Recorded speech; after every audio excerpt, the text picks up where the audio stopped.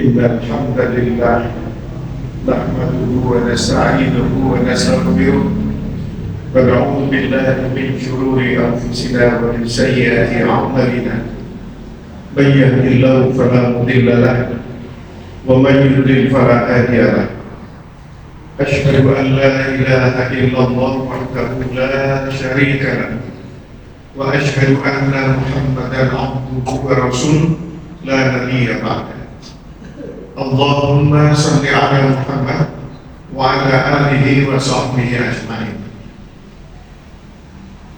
Ibu bapak yang berbahagia, mari kita panjatkan puji syukur kehadirat Allah Subhanahu wa taala yang telah melimpahkan rahmatnya kepada kita, yang telah menakdirkan kita bisa hadir kembali di bumi hari ini, dan semoga kita bisa memanfaatkan waktu dengan sebaik-baiknya untuk pengabdian kita kepada Allah Subhanahu wa taala.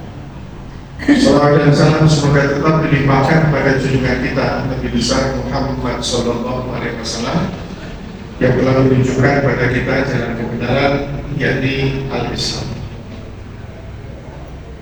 Pagi hari ini saya akan menyampaikan judul yang mungkin jarang dibahas, doa dalam tinjauan sains, dan tentu juga dalam tinjauan Al-Quran. Biasanya materi tentang doa ini ya langsung berhubungan dengan ayat-ayat, kemudian juga hadis-hadis. Pagi hari ini saya akan meninjau dari dua sudut pandang, yaitu Al-Quran dan sains. Sains melihatnya bagaimana relevansi antara doa dengan hal-hal yang berhubungan dengan fakta-fakta empirik ya, yang bisa kita teliti, ada nggak hubungannya dengan itu. Ibu bapak yang berbahagia, tadi ada materi pendukung ya, materi pendukung yang berupa software untuk membantu kita khusyuk ya. Itu nanti di bagian akhir akan saya tunjukkan. Baik, saya akan melihat dulu dari bagaimana Al-Quran ya menjelaskan atau memberitakan kepada kita tentang doa ini. Bagaimana hubungannya ya kita dengan Allah ya secara ayat ini bagaimana. Merupakan janji Allah. Namanya janji kalau dari Allah itu pasti ditepati, pasti ditepati. Tapi kalau janji manusia, nah ini masih tanda tanya. Allah berfirman di dalam surat Ali Imran ayat 5. Inna Allaha la yakhfa alaihi syai'un fil ardi bala fis sama. Sungguh bagi Allah tidak ada sesuatu pun yang tersembunyi di bumi dan di langit. Jadi Allah memberitahukan kepada kita bahwa tidak ada yang lepas dari pengetahuan Allah, sekecil apapun ya. Dari yang paling besar sampai yang paling kecil. Yang paling kecil itu apa? Yang paling kecil itu atom ya. Ternyata ada lagi yang lebih kecil dari atom, ada yang lebih kecil dari atom. Nah ini itu semuanya tidak lepas dari pengamatan Allah, dari pengetahuan Allah. Apalagi cuma kerentak hati kerentak hati kita itu pasti diketahui oleh Allah SWT. Jadi ini jaminan dari Allah. Kemudian di dalam surat Al-Baqarah ayat 186, wa idza sa'alaka ibadi anni fa inni qarib ujibu da'watad da'i idza da'an falyastajibu li wal yu'minu bi la'allahum yarshudun. Dan apabila hamba-hambaku bertanya kepadamu Muhammad tentang aku, maka sesungguhnya aku dekat. Aku kabulkan permohonan orang-orang yang berdoa apabila dia berdoa kepadaku.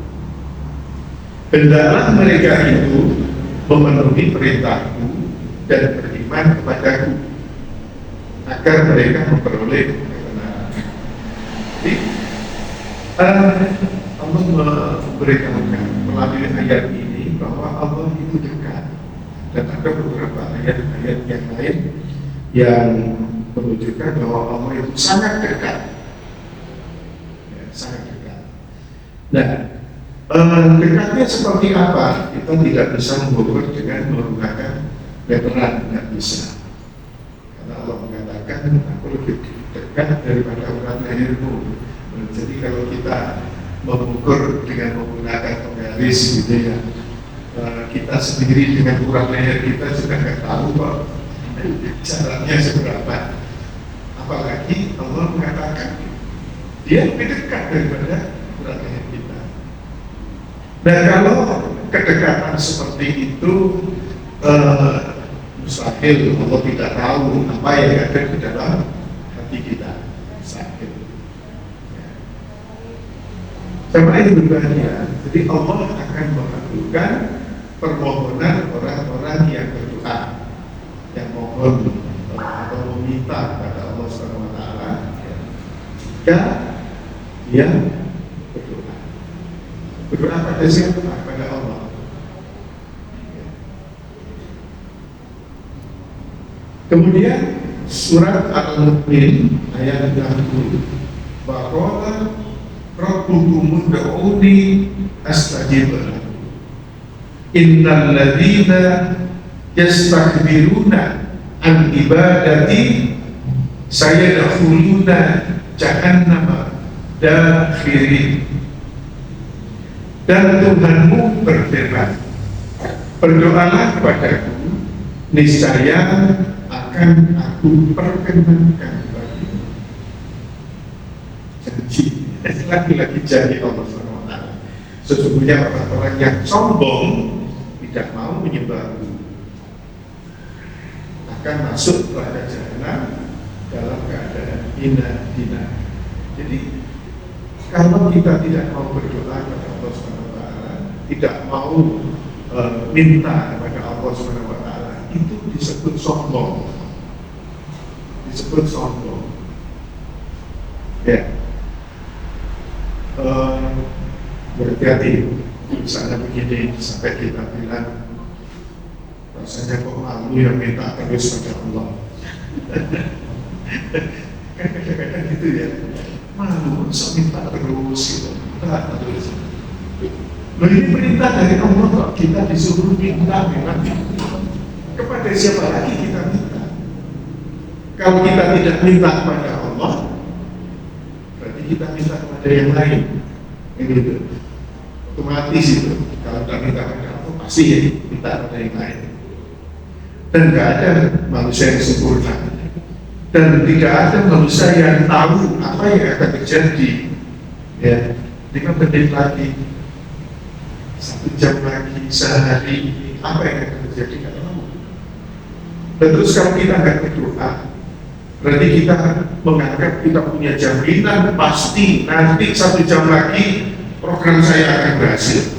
1 jam lagi saya punya rencana ini, nanti akan terwujud. Sombong. Ya. Kita bangun tidur aja sudah berdoa, mau keluar rumah sudah berdoa, apapun masuk kamar mandi berdoa, karena kita nggak tahu. Jadi yang jangan selalu digambarkan bahwa kita baru berdoa jika menginginkan hal yang besar. yang kita inginkan. Tidak selalu itu. Ketidakpastian apa yang akan terjadi pada diri kita, ya, ini yang hanya bisa menjamin Allah. Maka kita minta pada Allah, bukan kita minta pada yang lain. Kemudian surat Al-A'raf ayat 55. Ud'u rabbakum tadarru wa khufyah innahu la yuhibbul mu'tadin. Berdoalah kepada Tuhanmu dengan rendah hati dan suara yang lembut. Sungguh Dia tidak menyukai orang-orang yang melampaui batas. Jadi cara berdoa kepada Allah, nggak usah teriak-teriak. Ya, kan Allah dekat, sangat dekat. Jadi hanya bisa kita rasakan kedekatan itu. Dan kalau dekat, nggak usah teriak-teriak. Rasulullah pernah mengatakan, memangnya Allah tuli, ya, untuk menegaskan, nggak perlu teriak-teriak. Jadi cukup dengan suara yang lembut. Ya, Allah sudah mendengar itu.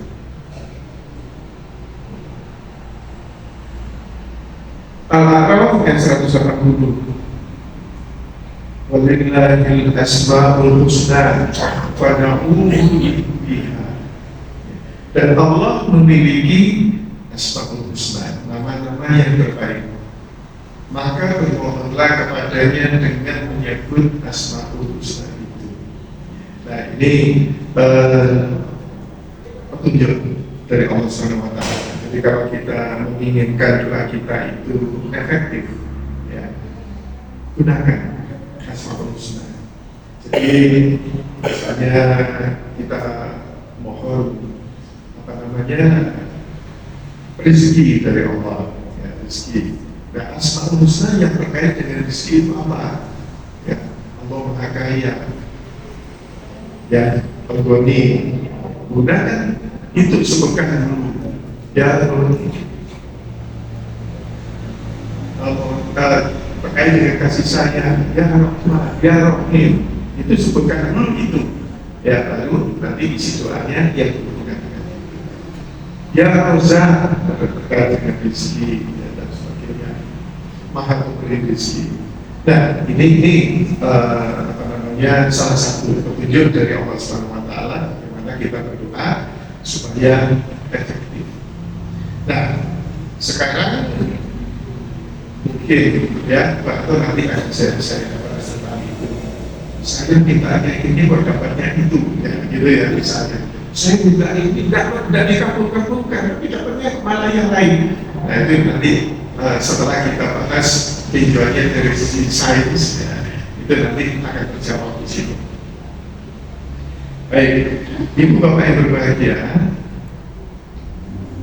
semuanya berawal dari perasaan, ya, dari perasaan. Ini ungkapan Jalaluddin Rumi, ini seorang sufi, ya. Dia mengatakan, dialah yang membuat yang tidak ada menjadi tampak nyata, dan meskipun nyata ada, dia pula lah yang membuatnya menjadi tidak tampak. Jadi sesuatu yang kita tidak bisa melihat, itu kita tidak bisa mengatakan bahwa yang tidak bisa kita lihat itu tidak ada, ya. Nggak bisa. Sejatinya itu ada, cuma Allah tidak menampakkan pada kita. Entah karena mungkin itu sangat kecil sehingga kita tidak bisa melihat, sehingga kita perlu melakukan atau menggunakan alat-alat, ya, untuk bisa mengetahuinya. Itu Allah itu. Atau kadang-kadang ternyata ada, terlihat besar, sebetulnya ada, kita semua melihat ada, tapi orang tertentu nggak bisa melihat. Itu Allah juga yang membuat demikian, ya.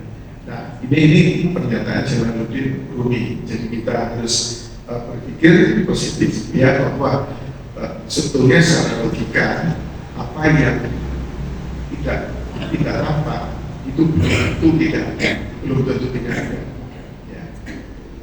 Dia ada, jangankan begitu. Misalnya sekarang kucing peliharaan kita, ya di sini tidak tampak, maka nggak bisa kita mengatakan dia tidak ada. Dia ada di tempat yang lain, kan gitu. Antara lain gitu, ya. Ibu bapak yang berbahagia, di dalam ayat ini Allah berfirman surat Yunus ayat 61, wa may ya'zubu an rabbika min misqali dzarratin fil ardi wala fis sama'. Tidak luput dari pengetahuan Tuhanmu biarpun sebesar atom zarrah di situ ya, di bumi ataupun di langit. Dulu terjemahan yang lama zarrah itu diterjemahkan biji sawi, ya dulu begitu. Karena masih belum ada pengetahuan benda yang lebih kecil dari biji sawi itu apa yang dipahami oleh umum. Ya, sehingga biji sawi karena sangat kecil, sudah diterjemahkan itu saja. Ya. Tapi sebetulnya zarrah itu tidak ada hubungannya dengan sawi, sawi ada istilah sendiri kan begitu. Ya, bijinya ada istilah sendiri. Tapi yang dimaksud benda yang sangat kecil. Kemudian diketahui atom yang sangat kecil, ya, dan diterjemahkan atom. Ternyata ada yang lebih kecil dari atom yaitu kuat, ya, kuat. Nah itu mestinya itu yang digunakan. Jadi gambarannya begini, benda, ya kalau dipotong jadi dua, misalnya saya buat benda itu kecil aja, kacang tanah misalnya, dipotong ya jadi dua. Dipotong lagi jadi 4, dipotong lagi jadi 8, potong lagi jadi 16, potong lagi jadi 36, potong lagi, ya, terus sampai tak terlihat, kan dipotong-potong terus jadi kecil-kecil, jadi tak terlihat kan. Nah kalau tak terlihat, apakah kita mengatakan kacang itu tidak ada? Salah. Ada, cuma tidak bisa dilihat saking kecilnya. Dan kalau masih bisa dipotong kecil terus menggunakan apa namanya akselerator, itu sampai potongan yang terkecil itu berupa vibrasi atau getaran, namanya kuat. Dan itu zarrah. Jadi semua benda-benda ini, ya, itu bahannya sama, yaitu vibrasi atau kuat tadi itu, getaran sama. Batu, ya, manusia, kaca, plastik, gelas, besi, sama. Bahan dasarnya kuat.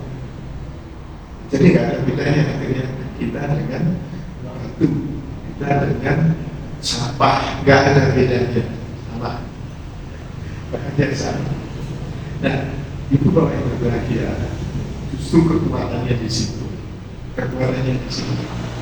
Kalau secara fisik itu disebut tubuh apa namanya, tubuh fisik kita, kekuatannya itu apa? Yang bisa kita ukur kekuatan kita itu, misalnya daya pukul, misalnya ya. Petinju Muhammad Ali itu bisa diukur pukulannya berapa kilogram. Bisa.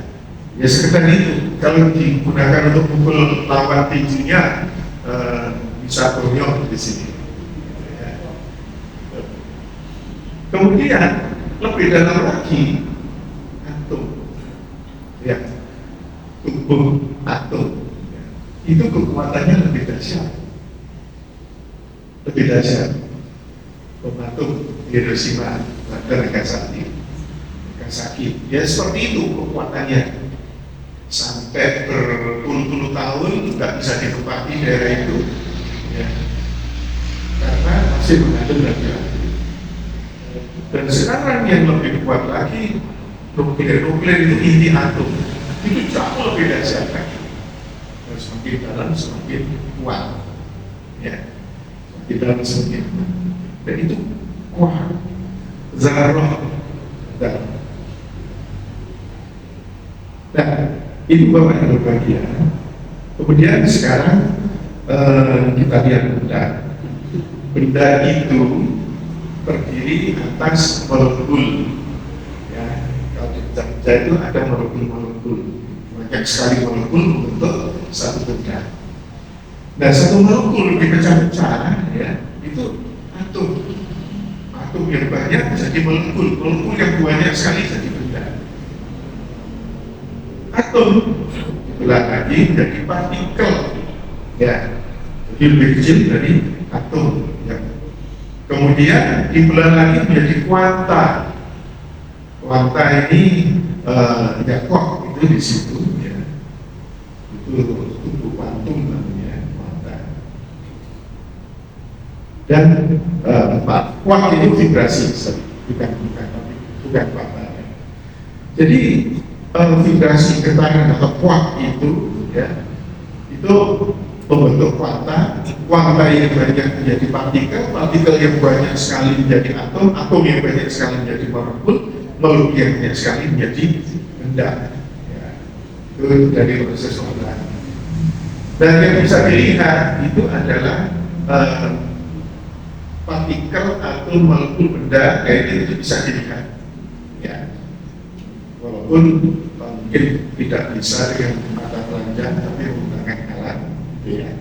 Kemudian kuanta dan energi vibrasi itu kan tidak bisa dilihat, itu masuk di fisika kuantum, tidak bisa dilihat, tapi gejalanya bisa dideteksi.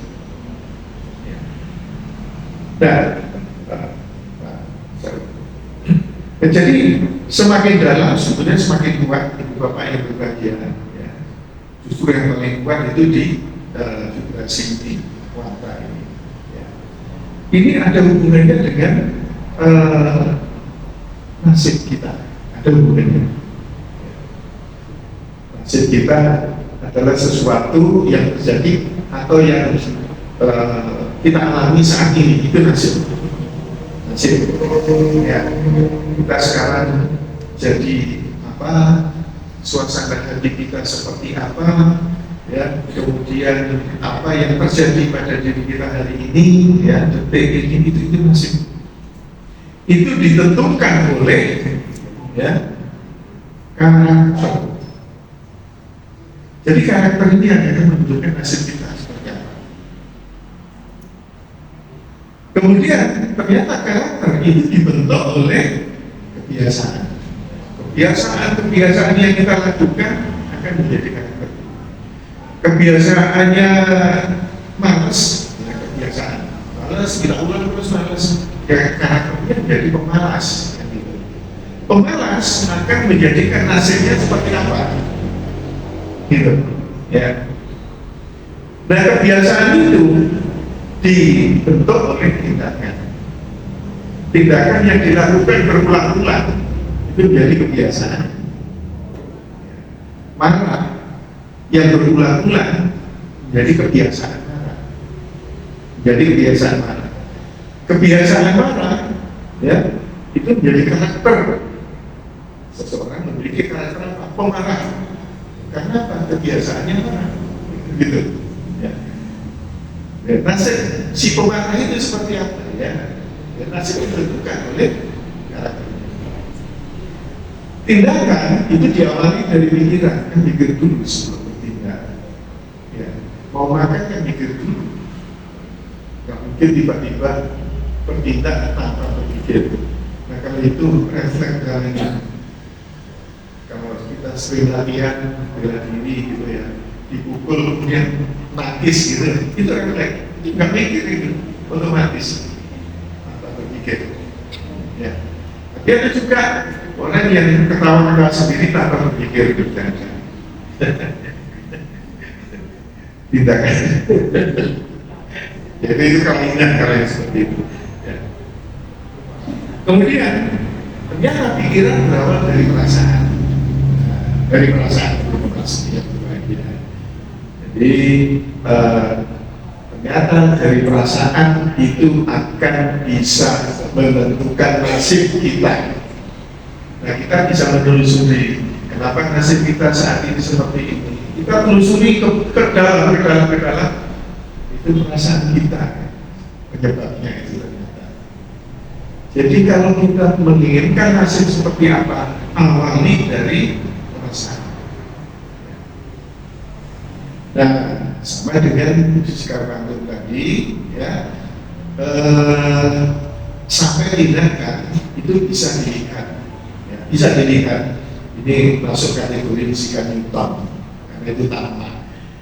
Tapi pikiran dan perasaan tidak bisa dilihat, itu masuk dalam fisika kuantum, alam kuantum. Jadi ada hubungannya sekarang, perasaan dengan kuat ada hubungannya. Dengan perasaan kita bisa menggerakkan kuat, bisa mengendalikan kuat, ya, untuk membentuk kita nanti akan seperti apa. Gitu. Ada hubungannya dengan itu. Berdoa itu dimulai dari perasaan. Dari perasaan. Jadi misalnya begini. Saya berdoa minta ini, sudah kotor saya berdoanya, tapi kok tidak dikabulkan. Dikabulkan sebetulnya oleh Allah, dikabulkan itu.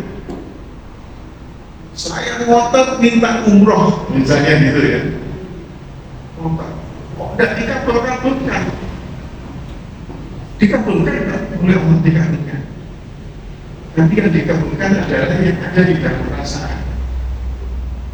Karena itu doa. Dalam perasaannya ada gini, nggak mungkin untuk hasilan sampai ini. Itu perasaannya. Itu yang dikabulkan oleh Allah SWT. Makanya nggak berkata umrah. Ya. Tapi kalau perasaannya Allah Maha Kaya, saya pasti bisa umrah, bisa. Allah akan mengabulkan. Insya Allah dikabulkan dalam waktu yang Allah yang menentukan. Masya Allah, kekuatan perasaan sama dengan kekuatan kuat bagi itu. Ya, kuat sekali. Jangan hanya mengandalkan pikiran yang hanya di permukaan, lemah. Ya. Nah, itu apa yang berbahaya. Pikiran ini ada hubungannya dengan otak, ya, gelombang otak. Kita berpikir itu ada gelombang otak di sini yang bekerja. Dan di alam sadar kita pikir ada masalah rumah, kita pikir, ya, terus kita gunakan alam pikiran kita ini namanya alam sadar. Iya, cantik dan sebagainya. Itu alam sadar. Itu kekuatannya hanya 12%. Tapi alam bawah sadar, yaitu perasaan, itu kekuatannya 88%. Ya, alam sadar itu namanya positive thinking, berpikir positif. Alam bawah sadar itu positive feeling, perasaan positif. Dan kita jarang menggunakan alam bawah sadar. Padahal kekuatannya dahsyat 88%. Nah, kita hanya mengandalkan, banyak sekali mengandalkan alam sadar kita. Kalau masalah pikir, masalah muncul lagi pikir berat. Kekuatan cuma 12%, memikirkan masalah yang banyak, leluh, stres. Itu di situ. Stres. Berat. Coba diindahkan ke alam bawah sadar. Dia mengindahkan itu, kita mencoba untuk menerima, ya, semua masalah kita terima, ya Allah. Kau yang memberikan masalah ini, kau yang bisa menyelesaikan. Saya ikhlas, ya Allah. Terima. Endahkan. Saya ikhlas. Kau yang menyelesaikan. Saya mohon pertolongan untuk menyelesaikan. Bukan demikian. Itu rendah. Nanti di alam bawah sadar. itu tiba-tiba nanti akan muncul jawaban dari Allah. Ini loh solusinya. Masya Allah, kaget ya, muncul. Sering-sering seperti muncul. Itu kalau kita mengatakan, nah, para manajer, para pimpinan usaha besar itu lebih mereka banyak berlatih untuk menggunakan alat bawah sadar untuk menyelesaikan masalah besar perusahaannya. Itu namanya sebetulnya bisa dipelajari proses berpikir kreatif. Namanya proses berpikir kreatif untuk memecahkan masalah. Ya. Dan itu bisa dilatih. Cuma kelebihannya memang kalau menurut teori itu adalah kayak tapi sederhana saja sebetulnya. Sederhana, kita berpikir keras, ya.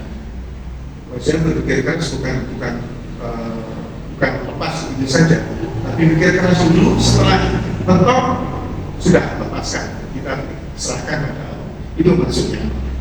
Nah itu proses latihan seperti itu, ya, itu nanti akan memunculkan solusi dari alam bawah sadar yang disebut apa namanya intuisi. Intuisi muncul setelah kita berusaha berpikir keras. Ya. Itu latihannya di situ. Ini bisa teori saja. Dan gelombang di otak kita itu, ya, ada 4 macam. Gelombang beta, gelombang alfa, gelombang theta, gelombang delta. Ya, ini frekuensinya. Gelombang beta itu 14 sampai 100 Hz. Semakin ke bawah ini semakin kecil, ya, semakin dalam.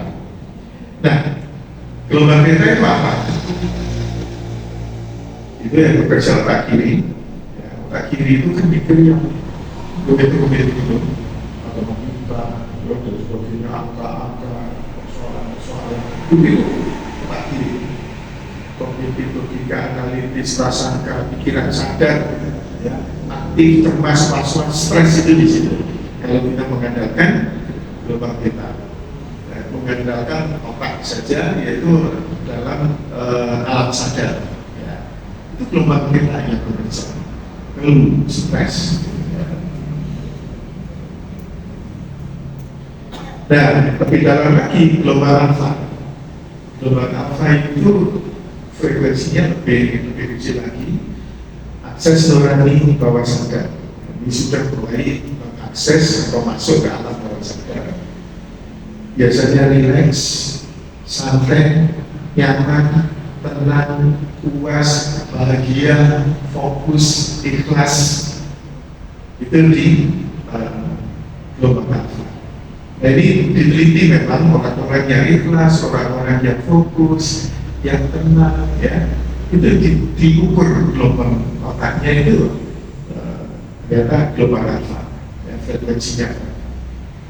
Kemudian gelombang lebih dalam lagi theta, sangat khusyuk, akses nurani bawah sadar, deep meditation, ya, meditasi dalam, ya. Pemecahan masalah itu ada di sini, problem solving, ya. Di gelombang theta ini penting, kreatif, imajinatif, ya, daya khayal yang kuat, ya, mimpi, ya, intuisi muncul di sini. Ini kuat sekali.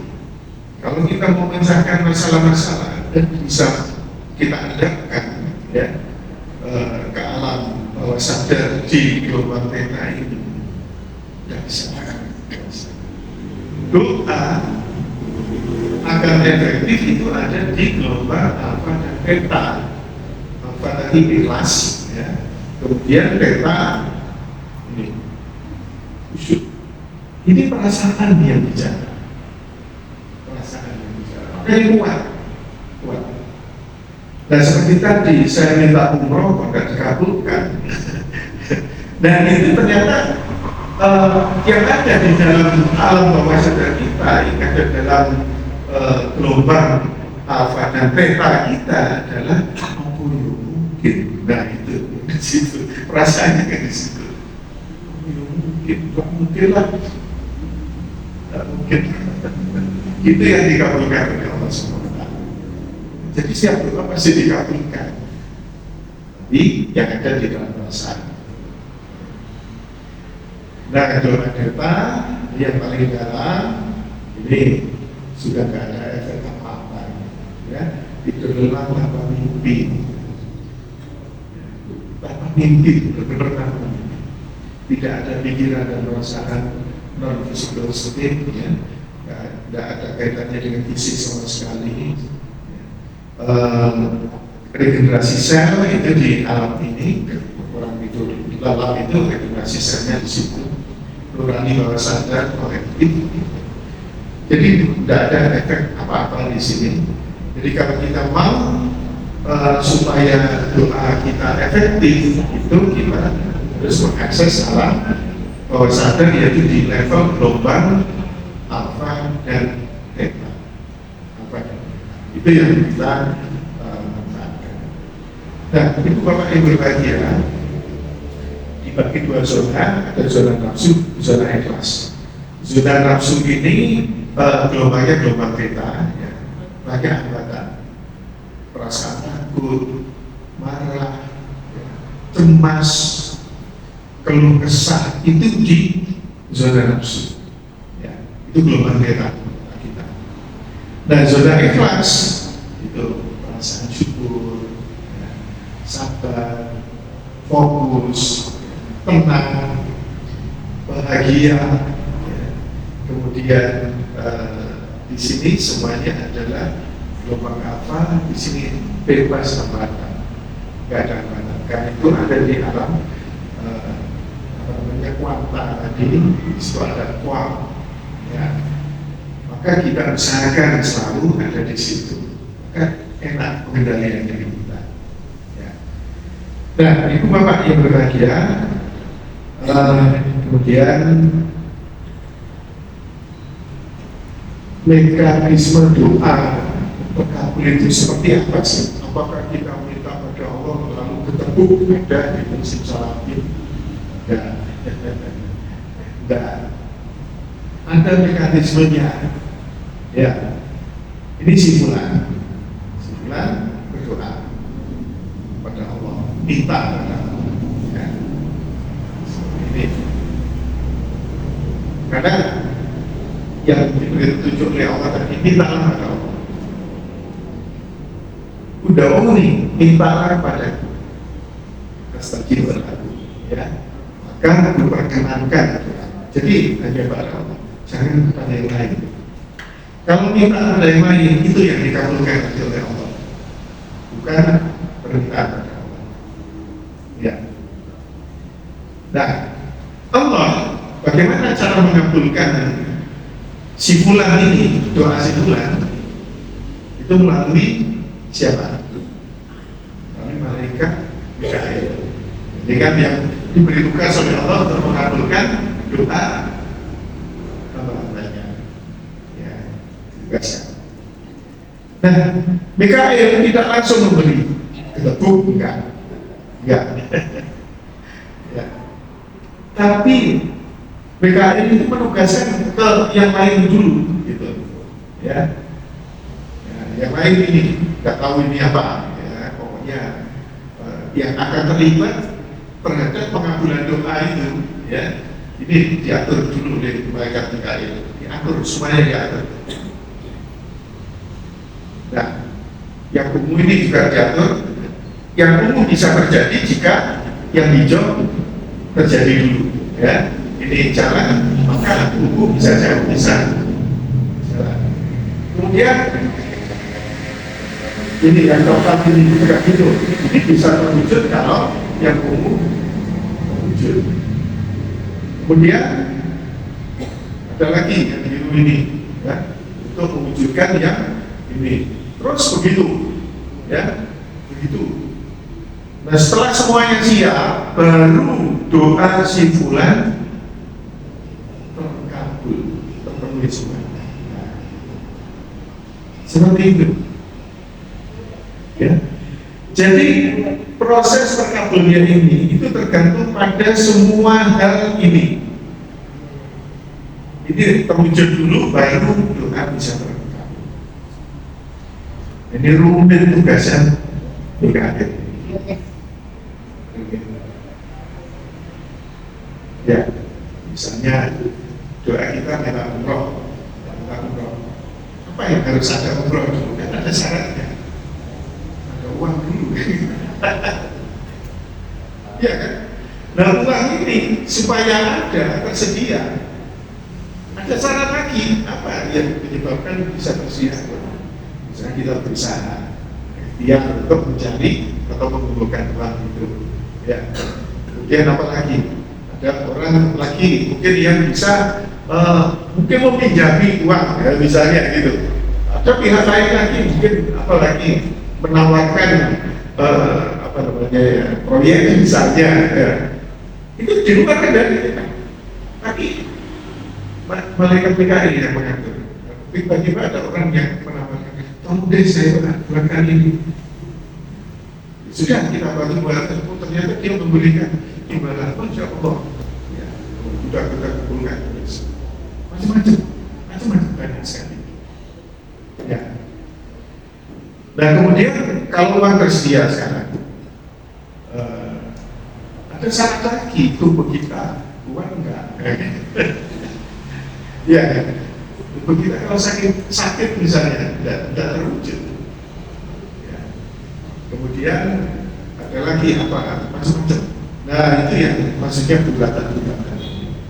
Itu diatur oleh malaikat Mikail. Ketika semuanya siap baru doa kita terkabul. Ada yang terkabulnya pada saat itu juga, ada yang terkabulnya harus menunggu waktu tertentu karena harus menyiapkan semua hal ini. Dan semua hal ini, Ibu Bapak Ibu Hadiah, ternyata ada yang sudah disiapkan oleh Allah sebelum kita minta, sebelum kita berdoa, Allah sudah menyiapkan. Dan menyiapkan. Saya, baik.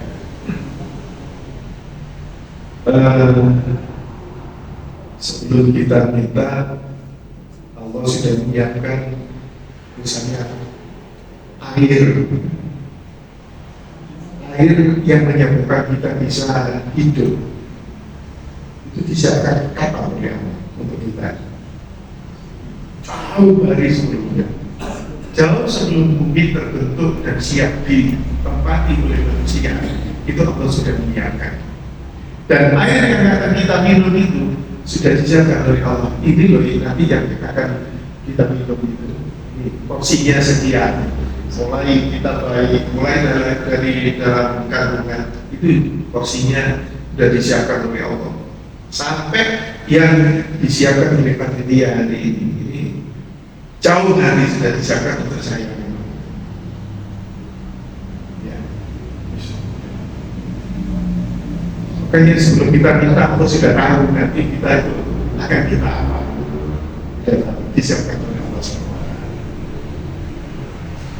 Jadi benar-benar kita seperti mintalah padaku dan niscaya akan bukan itu sudah pasti janji Allah. Allah sudah menyiapkan bahkan sebelum kita minta.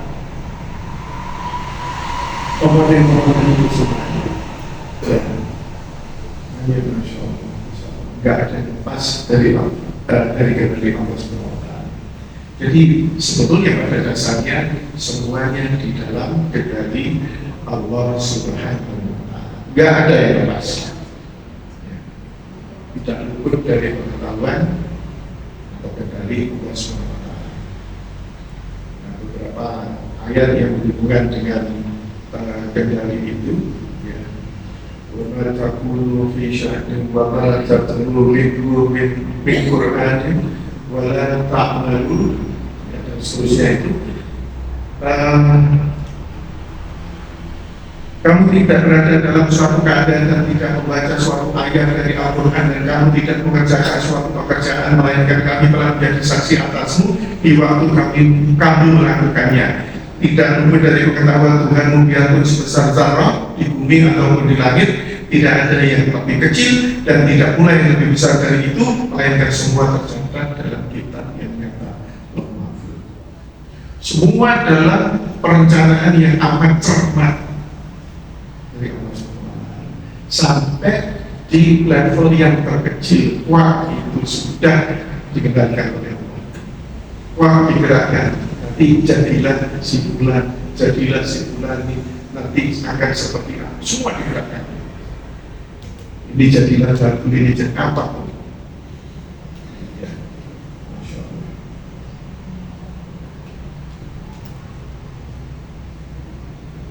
Wa indahu mafatihul ghaibi la ya'lamuha illa huwa. Dan pada sisi Allah kunci semua yang gaib, apa yang tidak bisa kita ketahui itu adalah masuk kategori gaib, baik masa lalu atau masa depan. Semua yang tidak kita ketahui itu adalah gaib. Tidak ada yang mengetahuinya kecuali dia sendiri, dan dia mengetahui apa yang di daratan dan di lautan. Ya. Dan tidak ada sehelai daun pun yang gugur melainkan dia mengetahuinya.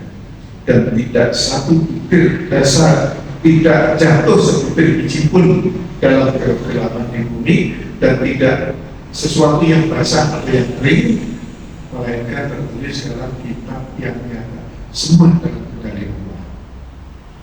Ya, semua dalam kendali Allah. Nah, ibu bapak yang berbahagia, kemudian nah ini contoh yang cukup bagus. Ini ada mahasiswa di Malang misalnya, kangen sama masakan ibunya yang di luar pulau. Misalnya dia berasal dari Balikpapan misalnya, dari Balikpapan, si anak ini kan minta pada ibunya, kalau dulu pakai surat, ya, pakai telegram. Nah, sekarang bisa cepat, bisa langsung berhubungan pakai WA, ya, pakai WA. Nah, kita ketik, kemudian tinggal send, langsung di sana menerima. Itu bekerja di level mantu, di level mantu. Gak ada lagi jarak antara Balikpapan dengan Malang, gak ada jarak, langsung. Apalagi kalau kita menggunakan video call, langsung bisa bicara berhubungan. Itu gak ada bicara. Itulah uang itu di situ. Dia tidak dibatasi oleh ruang lagi, gitu ya. Gak ada batasan. Nah, itu bekerja di situ. Nah, sekarang kita minta pada itu. Itu minta itu ya diutangkan. Cuma ini mintanya pada ibunya. Bagaimana itu mekanisme terjadi? Di sini anak, di sini ibu. Ya. Dia kirim pesan, minta masakan yang disukai. Kemudian orang tua yang menyiapkan, ya, masak dan sebagainya, kan perlu belanja, perlu apa namanya, ya, menyiapkan semua perlengkapan itulah, termasuk kesehatan beliau sendiri. Dia minta bantuan orang lain juga, minta anaknya yang lain yang ada di sana ngantar ke pasar dan sebagainya. Itu semua melibatkan banyak orang juga, banyak pihak. Motornya sedang baik-baik saja ataukah rusak, nah itu terlibat juga. Kalau sudah rusak berarti harus pakai gojek, nah, berarti melibatkan orang lain juga dan sebagainya. Banyak itu dalam rangka mempersiapkan, belum masaknya dan seterusnya. Setelah jadi dia perlu bantuan jasa logistik, ya, menuju jasa logistik perlu jasa transport, ya, jasa transport. Kemudian jasa transport, ya, mengirimkan ke tempat anak dari mana? Jasa transport dari Balikpapan ke Malang, kemudian di Malang menugaskan kurir mengirimkan barang itu ke si anak, terjadilah serah terima. Nah, itu sederhananya seperti itu. Sederhananya, ya. Secara sederhana kita sudah bisa melihat keterlibatan banyak pihak. Kemudian dirinci lagi, ya, untuk ke jasa logistik kita perlu kendaraan mengantar ke sana. Perlu juga bantuan manusia yang lain, gitu ya. Kemudian juga perlu hal-hal yang lain. Perlu jalannya disiapkan dulu. Disiapkan dulu beberapa tahun sebelumnya. Jalannya sudah disiapkan, kendaraannya dan seterusnya. Itu faktor-faktor lain yang di sini walaupun cuma saya gambar dua, sebetulnya banyak sekali gitu ya. Saya beri tanda-tanya karena kita tidak tahu, ya, dan seterusnya. Jasa logistik ke jasa transport juga sama seperti itu, banyak ya yang terlibat. Jasa transport ke kurir juga begitu, ya, banyak yang terlibat. Kemudian si kurir sendiri juga gitu, ya, terkait dengan kesehatannya dan seterusnya. Kemudian si anak sendiri juga gitu.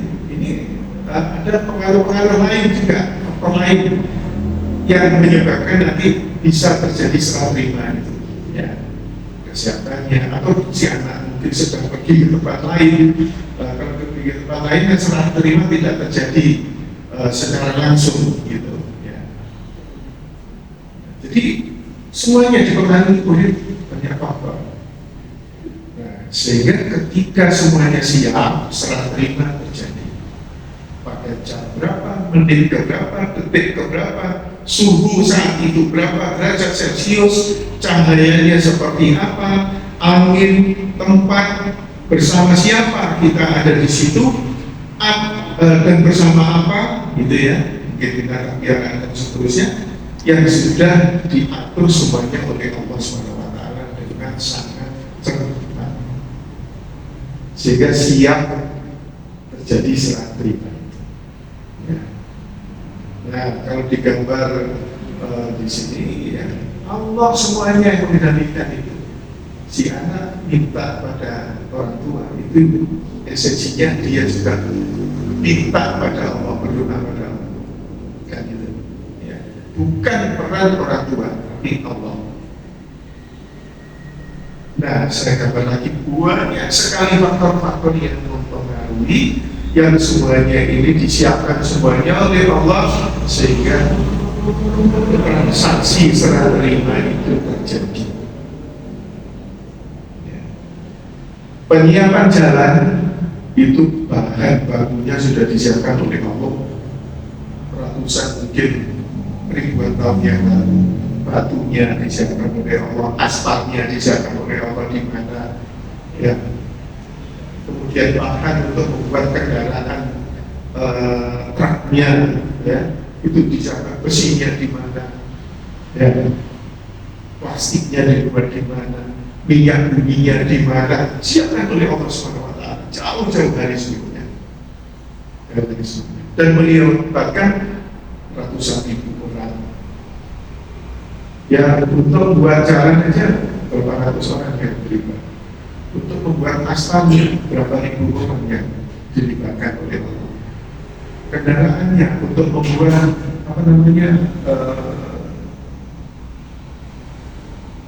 plastiknya, pabriknya itu berapa ribu orang. Ya, pabrik besinya berapa ribu orang. Pabrik mobilnya berapa ribu orang. Untuk mengadakan pasir, ya, melibatkan berapa ratus orang. Untuk menyiapkan pasirnya yang bagus harus disiapkan oleh Allah gunung berapinya. Dan kapan diletakkan gunung berapi itu untuk mengeluarkan pasirnya, disiapkan semuanya oleh Allah. Makanya rumit sekali.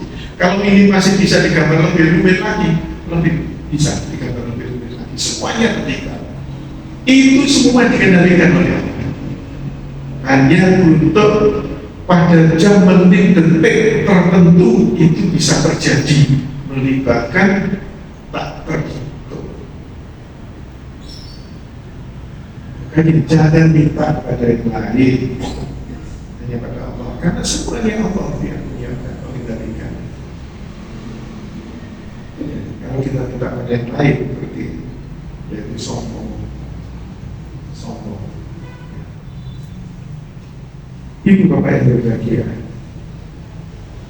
sudah 7,5. Ini, sekarang bagaimana supaya bisa membantu kita ke alam apa namanya, gelombang alfa dan theta.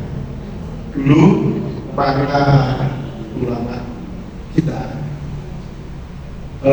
ya karena misalnya para wali itu doanya pasti ya dekat. Nabi Muhammad pasti dekat, para sahabat pasti dekat. Bisa. Ya mereka jelas sepenuh hati melibatkan perasaan untuk minta kepada Allah SWT.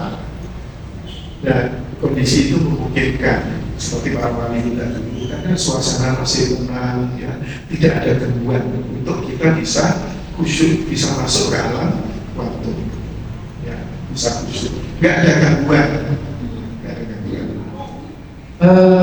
Dulu para wali itu kalau mau rapat di Gresik misalnya, itu kan lewat WA nggak mungkin, belum ada. Kalau kirim surat, ya rapat nanti tanggal berapa, hari apa, jam berapa, kirim surat itu harus melalui kurirnya naik kuda dari Gresik ke mana, Sunan Gunung Jati jalan itu belum berapa hari naik kuda, belum kudanya belum istirahat juga, orangnya belum ambil mobil sebagainya, lama ya, belum baliknya lagi juga lama. Itu prosesnya lama, tapi mereka tidak melakukan dengan itu, tapi dengan ya kalau kita menyebutnya dari pagi. Terus sebetulnya itu alam kuantum yang kita manfaatkan. Maka kita masuk ke situ pakai gelombang alfa atau beta, sempat berhubungan dengan mereka. Nanti kita janji ketemu di sini, nanti terjadi. Apakah itu bisa dipraktekkan? Bisa, kita pun bisa, semua bisa. Ini ada salah seorang pimpinan pondok pesantren di Gunung Kidul, namanya Ustaz Yusuf. Dia mualaf Cina, ya, dan dia pondok pesantren sekarang. Dulu dia pernah nggak sampai jadi pendeta, tapi dia misionaris gitu ya. Tapi sekarang sudah banyak mengembalikan berbatin itu ke di Denpasar. Dia ketemu saya setelah saya menyampaikan materi tentang yang terkait dengan pemikiran ini. Maka waktu makan-makan dia cerita begini, Pak, saya juga pernah mempraktekkan. Saya mencoba sore hari di luar kota, saya menghubungi istri saya yang di Gunung Kidul. Saya coba fokus, ya. Saya kontak istri saya.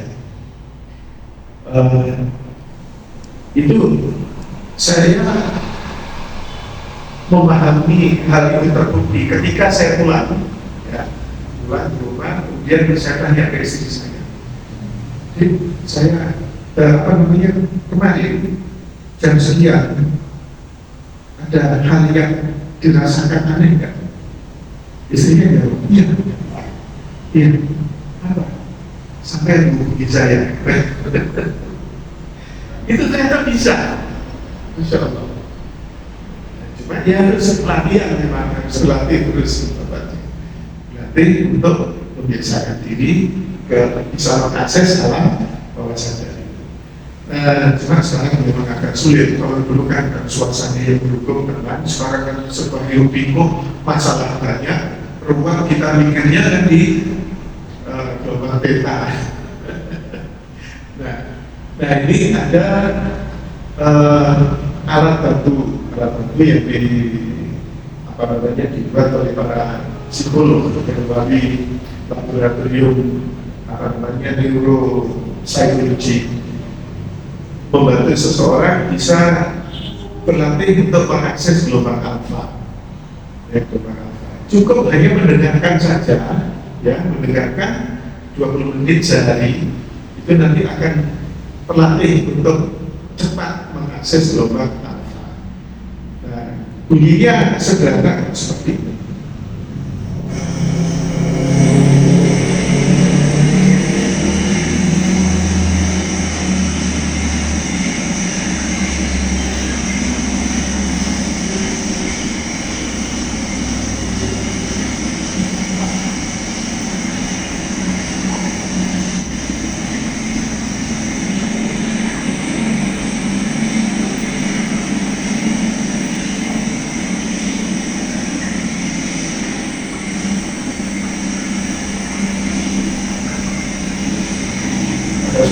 ini ada suara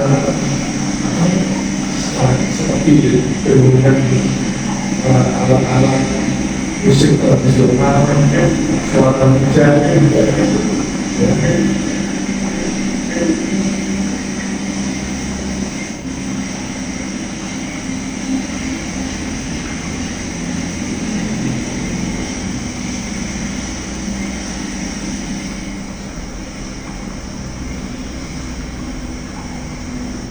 cuma saya berikan di sini ini kurang bagus soundnya. Tapi kalau itu kita dengarkan menggunakan alat headset atau headphone, ya itu akan semuanya terdengar masing-masing suara itu dengan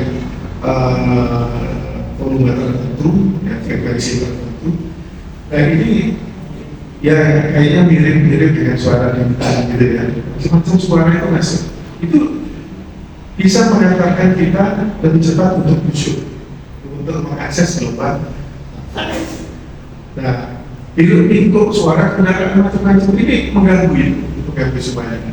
Nah, makanya perlu kita tutup telinga kita menggunakan ini sehari 20 menit saja, berlatih mengakses, membiasakan diri saja supaya bisa cepat untuk fokus. Hanya itu sebetulnya. Nah, itu kegelombang alfa. Kemudian yang gelombang tetanya itu lebih dalam lagi. You're listening to natural thought of your breath.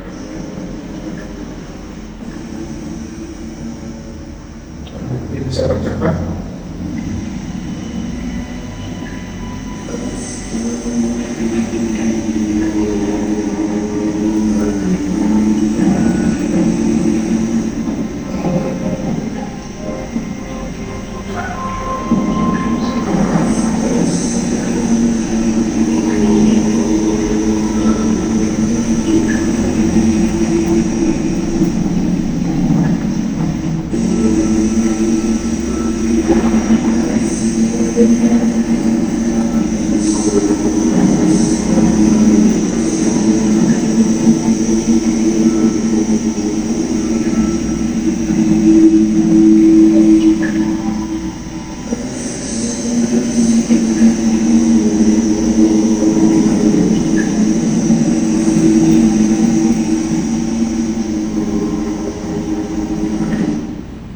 Itu contoh. Jadi natural confidence ini masuk gelombang tepat dan mikir istighfar di sini ya. Itu lebih dalam lagi, ya lebih dalam lagi. Ya. Insyaallah dahsyat itu. Kalau kita bisa sekolah setiap hari 20 menit memanfaatkan itu, ya gelombang alfa dulu latihannya. Nanti kalau kita sudah terlatih latihan ke gelombang tetanya. Nah, ini nanti kalau mau di copy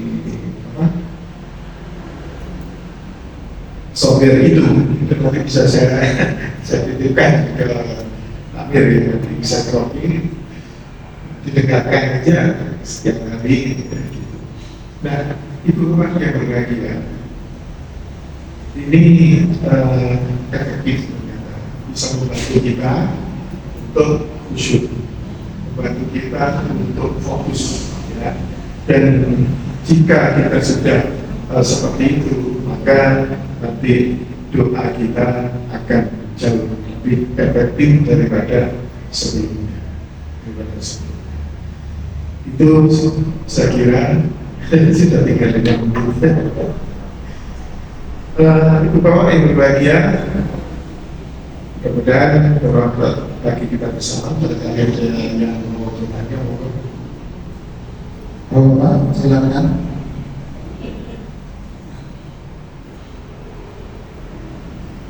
Assalamualaikum warahmatullahi wabarakatuh. Kita mendapatkan pengetahuan dari Pak Amin.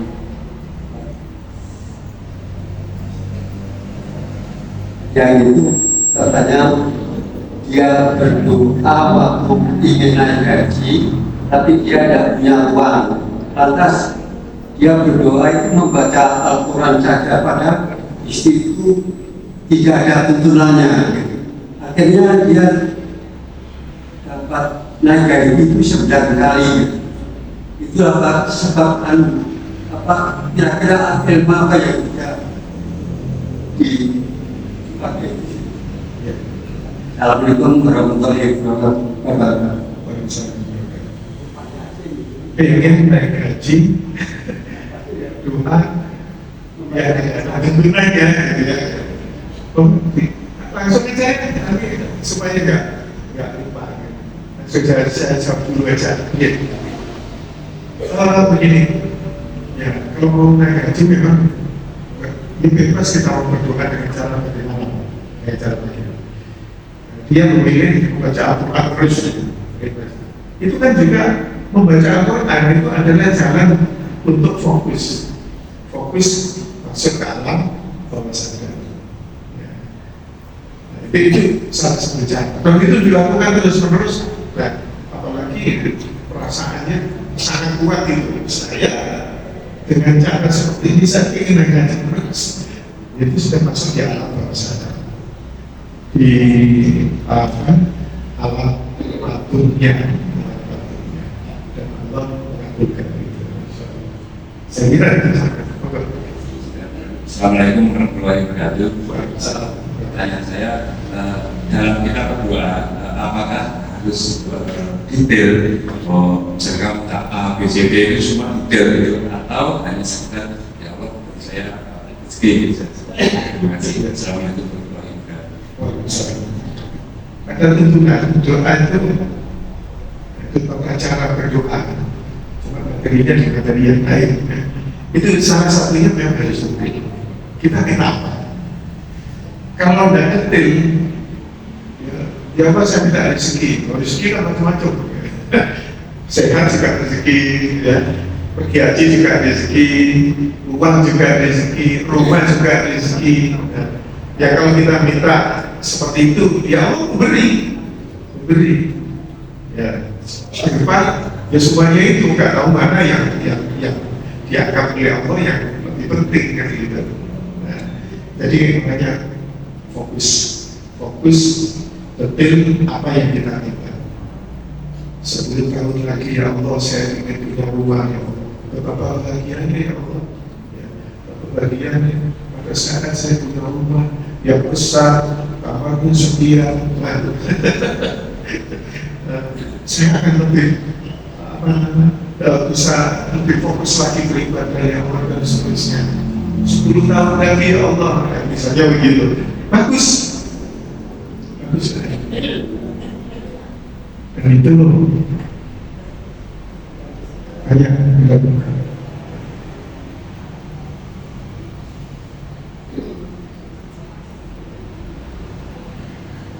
Saya juga alami seperti itu. Baik, Assalamualaikum. saya detail gitu ya. Assalamualaikum warahmatullahi wabarakatuh. Waalaikumsalam. 2 hal yang ingin saya tanyakan. Pertama, tadi diterangkan bahwa kalau kita tidak berdoa itu dikatakan sombong. Tapi kalau kita andaikan berdoa sekali dikabulkan, bahwa dikabulkan, apakah itu akan dikatakan serakah? Yang kedua bahwa semuanya itu keadaan kita sudah tertulis dalam Al-Quran. Jadi apakah meskipun kita berdoa muakat, kalau tidak ada tertulis dalam Al-Quran itu tidak ada mengabulkan?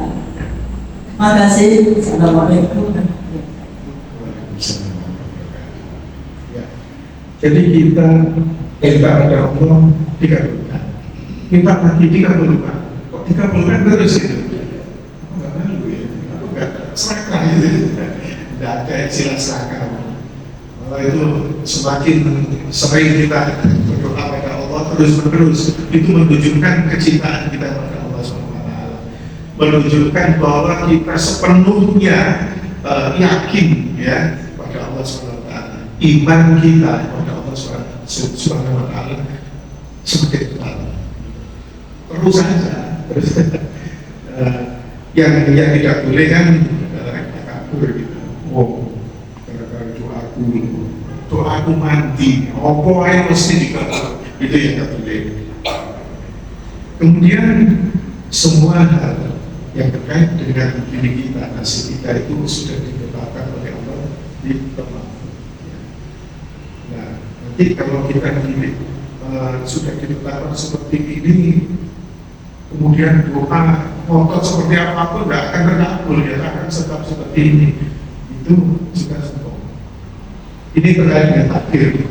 Takdir itu tidak ada seseorang pun yang mengetahui takdir seseorang, tidak ada. Kalau ada orang mengatakan percuma saya berusaha, percuma saya berdoa, kalau Allah sudah menetapkan saya seperti ini, tidak akan tetap seperti ini.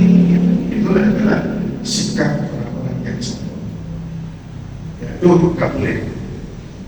Seolah-olah dia tahu takdirnya, seolah-olah dia tahu takdirnya. Kita nggak tahu takdir kita seperti apa.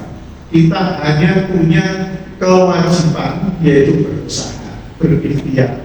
Itu yang wajib.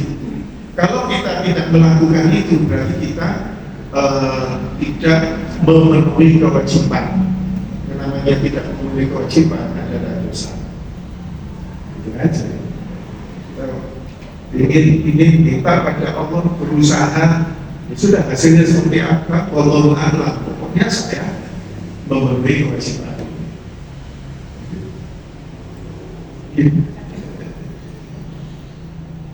Ya maaf, kita tidak bicara tentang apa cara berdoa, bagaimana supaya doa nggak ada hambatan, atau hambatan doa itu apa dulu yang harus dibaca. Nggak kita bahas pada bagian ini karena kita fokus tujuan ada doa adalah tujuan Al-Quran dan sains. Itu saya kira. Alhamdulillah, terima kasih. Sangat banyak hari ini kita mendapatkan ilmu tentang kaitannya dengan doa. Mudah-mudahan semakin menambah kita kepada Allah Subhanahu wa Ta'ala. Insya Allah untuk tahun depan materinya adalah tafsir Al-Quran oleh Ustaz Abdul Isman. Mudah-mudahan kita bisa hadir kembali di kajian ini bersama keluarga dan sedikit saya tutup dengan terkait dengan sesuatu hal yang ada di dalam diri kita itu bisa menular ke yang lain, gitu ya. Alam kuantum, gitu ya.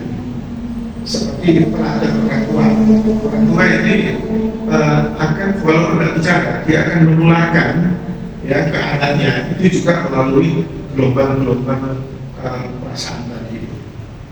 Itu coba. Apa dengan anaknya?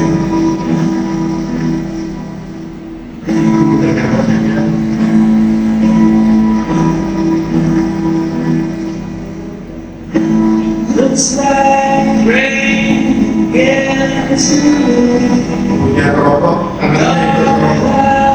Walaupun seenaknya, anaknya juga ikut. Bapaknya agak peduli, anaknya juga agak peduli. just know how to Minum sembarangan, buang sembarangan, anaknya juga ikut. Punya mabuk, anaknya mabuk. Punya pemarah, anaknya pemarah.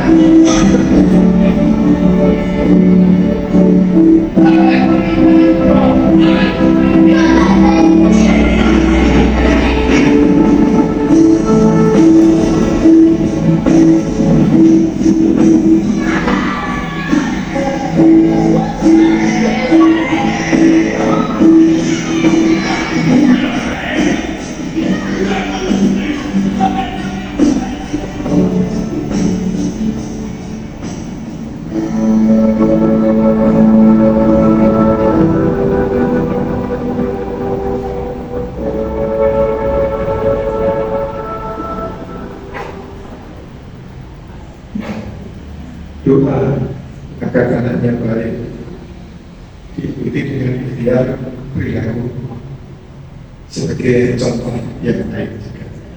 Ini itu pekerjaan di alam, gelombang-gelombang di alam quantum juga langsung berhubungan dengan anak. dengan siapapun kita juga begitu ya. Nah, karena itu sekalian ini contoh salah satu contoh yang cukup baik. Gitu.